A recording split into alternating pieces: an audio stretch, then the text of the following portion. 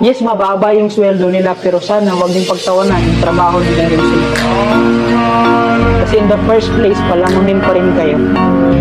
Pero sila kumakayod kahit mababa ang sweldo. Baka pag nandun kayo, masabi ninyo, sobrang hirap pala. So guys, mga pabasurero man yan, construction worker man yan, mga pakro man yan, wala kayong karapatan na pagtawanan ang trabaho ng isang tao. Baka hindi natin alam. Ang kinabukasan nyo, magiging CBO kayo, magiging construction worker kayo. Tapos ngayon, pag pinagtawanan kayo, magagalit kayo.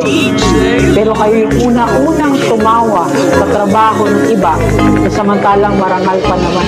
DJ Lloyd Trap.